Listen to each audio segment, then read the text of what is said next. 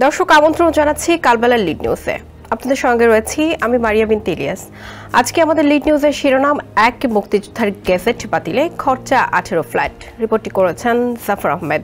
এবার জানাবো বিস্তারিত। বিগত আওয়ামী লীগ সরকারের সময় যেমন বহু ভুয়া মুক্তিযোদ্ধা গেজেটভুক্ত হয়েছেন, আবার প্রকৃত অনেক মুক্তিযোদ্ধাও সরকার ঘনিষ্ঠদের রোষে পড়ে ভুয়া হয়ে গেছেন। তবে সব ছাপিয়ে তুঘলকি কাণ্ড ঘটে বীর মুক্তিযোদ্ধা মোহাম্মদ নঈম জাহাঙ্গীরের বেলায়। নঈম জাহাঙ্গীর মিরপুর মুক্তিযোদ্ধা ও মুক্তিযোদ্ধা পরিবার কল্যাণ সমিতির সদস্য। তাকে শুলে চড়াতে অর্থাৎ ভুয়া মুক্তিযোদ্ধা বানাতে সমিতিকে মাশুল দিতে হয় 18টি দামি ফ্ল্যাট। সাবেক মুক্তিযোদ্ধা বিষয়ক মন্ত্রীর 2 মেয়ে, সাবেক 2 আইজিপি সহ প্রভাবশালীদের দেওয়া হয় এসব ফ্ল্যাট। এখন যে কোনো ব্র্যান্ডের পুরাতন এসি বদলে নতুন ওয়ালটন এসিতে উপভোগ করুন 25% ছাড়।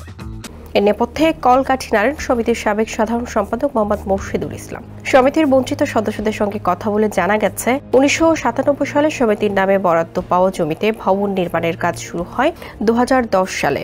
এরপর থেকেই সমিতির 275 জন সদস্যের মধ্যে আওয়ামীপন্থী ও বিএনপিপন্থী গ্রুপিং সৃষ্টি হয়। আওয়ামী লীগ ক্ষমতাসীন থাকায় নানাভাবে বিএনপিপন্থী সদস্যদের হয়রানি করা শুরু হয়। সমিতি থেকে বাদ দেওয়া হয় অনেক সদস্যকে। মূলত সমিতির তৎকালীন সাধারণ সম্পাদক মোহাম্মদ মোর্শেদুল ইসলামের অনুসারীরা সমিতির দখল নিতে এসব ষড়যন্ত্র করেন। কিন্তু হয়রানির শিকার সমিতির সদস্যরা মুক্তিযোদ্ধা মোহাম্মদ নঈম জাহাঙ্গীরের নেতৃত্বে প্রতিবাদ করলেও নঈমকে সমিতি ছাড়া করা হয়। এরপর শুরু হয় মামলা দিয়ে তাকে হয়রানি ও মুক্তিযোদ্ধার স্বীকৃতি বাতিলের ষড়যন্ত্র। ভুয়া মুক্তিযোদ্ধা বলে সমিতির কিছু সদস্য নঈম জাহাঙ্গীরের নামে লিখিত অভিযোগ দেয় জাতীয় মুক্তিযোদ্ধা কাউন্সিলে। শুধু জাতীয় মুক্তিযোদ্ধা কাউন্সিলে নয়, কুমিল্লা মুক্তিযোদ্ধা সংসদের নঈমের নামে লিখিত অভিযোগও দেওয়া হয়। এই নিয়ে বিশেষ একটি গোয়েন্দা সংস্থার তদন্ত প্রতিবেদনের ভিত্তিতে মুক্তিযোদ্ধা বিষয়ক মন্ত্রণালয় নঈম জাহাঙ্গীরের মুক্তিযোদ্ধা গেজেট বাতিল করে। কাগজপত্র ঘেঁটে দেখা গেছে, নঈম জাহাঙ্গীরের বিরুদ্ধে মোহাম্মদ রফিকুল ইসলাম নামে সমিতির এক সদস্যের লিখিত অভিযোগের ভিত্তিতে তদন্ত কমিটি করে মন্ত্রণালয়। তদন্ত কমিটি ও বিশেষ সংস্থার প্রতিবেদনের ভিত্তিতে 2012 সালে নঈম জাহাঙ্গীরের মুক্তিযোদ্ধা গেজেট বাতিল করা হয়। এই নিয়ে প্রথমে তিনি মন্ত্রণালয়ে একটি লিখিত অভিযোগ দেন। পরে একই বছর আদালতে একটি রিট করেন। তারপরও বিভিন্ন উপায়ে তাকে ভুয়া প্রমাণ করার চেষ্টা চালিয়ে যান সমিতির কয়েকজন সদস্য। কিন্তু লাল মুক্তিবার্তা এবং সরকার কর্তৃক মুক্তিযোদ্ধা সনদের জোরে দীর্ঘদিন লড়াই চালিয়ে যান নঈম। 2022 সালের জুন পর্যন্ত মুক্তিযোদ্ধার ভাতাও গ্রহণ করেন। এসব নিয়ে নঈম জাহাঙ্গীরের সঙ্গে পেরে না ওঠায় তাকে ভুয়া মুক্তিযোদ্ধা প্রমাণ করতে মন্ত্রী, সচিব, আইজিপি সহ আওয়ামী লীগের বড় নেতাদের সঙ্গে সাক্ষ্য করেন সমিতির সাধারণ সম্পাদক মোর্শেদ সহ আওয়ামীপন্থী সদস্যরা। পরে প্রভাবশালী এসব ব্যক্তিকে মুক্তিযোদ্ধা ও মুক্তিযোদ্ধা পরিবার কল্যাণ সমিতিতে অবৈধভাবে সদস্য করে দেওয়া হয়। প্রভাবশালী এসব ব্যক্তি এবং তাদের ছেলেমেয়ে ও ভাই বোনের নামে দেওয়া হয় ফ্ল্যাট বরাদ্দ। এরপর প্রভাব খাটিয়ে 2022 সালে তৎকালীন মুক্তিযুদ্ধ বিষয়ক মন্ত্রী আ.ক.ম মোজাম্মেল হক নঈম জাহাঙ্গীরের ভাতা বাতিল করে দেন। গেজেট বাতিলের পর ভাতা বন্ধ করে দেওয়ায় আবারও নঈম জাহাঙ্গীর আদালতে রিট করেন। জামুকায়ও আবেদন করেন। গত মার্চে গেজেট বাতিলের বিষয়ে জামুকায় শুনানি হয়। শুনানিতে হাজির হয়ে তিনি কাগজপত্র পেশ করেন এবং তার বক্তব্য উপস্থাপন করেন। এখন জামুকা চূড়ান্ত সিদ্ধান্তের অপেক্ষায় রয়েছেন মুক্তিযোদ্ধা নঈম জাহাঙ্গীর। মুক্তিযোদ্ধা ও মুক্তিযোদ্ধা কল্যাণ সমিতির সদস্য সচিব বীর মুক্তিযোদ্ধা বেলায়েত হোসেন কালবেলাকে বলেন, নঈম জাহাঙ্গীর একজন মুক্তিযোদ্ধা। তিনি বিএনপির সমর্থক হওয়ায় আওয়ামীপন্থী লোকজন মন্ত্রীর সঙ্গে সখ্য করে তার মুক্তিযোদ্ধার গেজেট বাতিল করে। আর যাদের ফ্ল্যাট দেওয়া হয়েছে তারা সবাই সমিতির অবৈধ সদস্য। প্রভাব খাটিয়ে সাবেক সাধারণ সম্পাদক মোর্শেদুল ইসলাম এসব কাজ করেছেন। মোহাম্মদ নঈম জাহাঙ্গীর কালবেলাকে জানান, মুক্তিযোদ্ধা সমিতির কিছু সদস্য সাধারণ সম্পাদক মোহাম্মদ মোর্শেদের নেতৃত্বে প্রতিহিংসা পরায়ণ হয়ে ষড়যন্ত্র করে গেজেট বাতিল করেছে। গেজেট বাতিলের প্রায় 10 বছর পর মুক্তিযোদ্ধা হিসেবে যে ভাতা পেতাম তাও বন্ধ করে দেন মন্ত্রী আ.ক.ম মোজাম্মেল। মূলত সমিতির সদস্যদের অধিকার নিয়ে কথা বলায় আমার বিরুদ্ধে এমন অন্যায় ব্যবস্থা নেওয়া হয়েছে। খোঁজ নিয়ে জানা গেছে, 1997 সালে 275 জন মুক্তিযোদ্ধার নামে প্রায় 16 একর জমি বরাদ্দ দেয় জাতীয় গৃহায়ণ কর্তৃপক্ষ।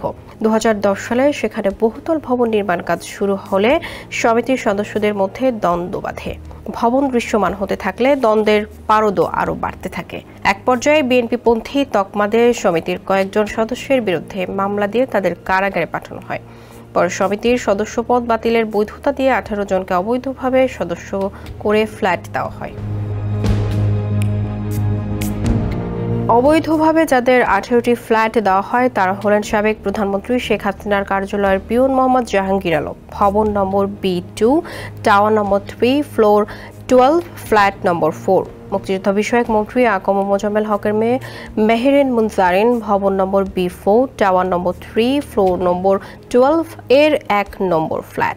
আরেক মেয়ে মেহেরিন মুসফেকিন, ভবন নম্বর 4, টাওয়ার নম্বর 3, ফ্লোর 12, ফ্ল্যাট নম্বর 4। শেখ হাসিনার সাবেক উপদেষ্টা নুরজাহান আহমেদ, ভবন নম্বর B3, টাওয়ার 1, ফ্লোর 7, ফ্ল্যাট নম্বর 4। স্বেচ্ছাসেবক লীগের সাধারণ সম্পাদক গাজী মেজবাউল হক সাচ্চু, ভবন নম্বর B2, টাওয়ার 3, ফ্লোর 12, ফ্ল্যাট নম্বর 3।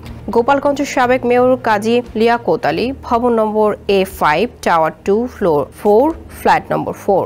আওয়ামী লীগের যুগ্ম সাধারণ সম্পাদক বাহাউদ্দিন নাসিমের ভাই HM নিজামুদ্দিন, ভবন নম্বর A5, টাওয়ার 2, ফ্লোর 7, ফ্ল্যাট নম্বর 2। আরেক ভাই শফিউল আলম মুরাদ, ভবন নম্বর B2, টাওয়ার 1, ফ্লোর 10, ফ্ল্যাট নম্বর 1।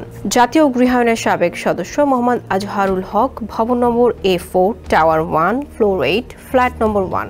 সাবেক আইজিপি বেনজির আহমেদ, ভবন নম্বর A4, টাওয়ার 1, ফ্লোর 9, ফ্ল্যাট নম্বর 4। মুক্তিযুদ্ধ বিষয়ক মন্ত্রণালয়ের সাবেক সচিবের ছেলে আশিকুর রহমান, ভবন নম্বর A4, টাওয়ার 2, ফ্লোর 7, ফ্ল্যাট নম্বর 10। সাবেক আইজিপি AKM শহীদুল হক, ভবন নম্বর 7, টাওয়ার 2, ফ্লোর 8, ফ্ল্যাট নম্বর 3। সাবেক সচিব সেলিনা সুলতানা, ভবন নম্বর B3, টাওয়ার 2, ফ্লোর 6, ফ্ল্যাট নম্বর 1। সাবেক সচিব খন্দকার মিজানুর রহমান, ভবন নম্বর B3, টাওয়ার 2, ফ্লোর 12, ফ্ল্যাট নম্বর 3।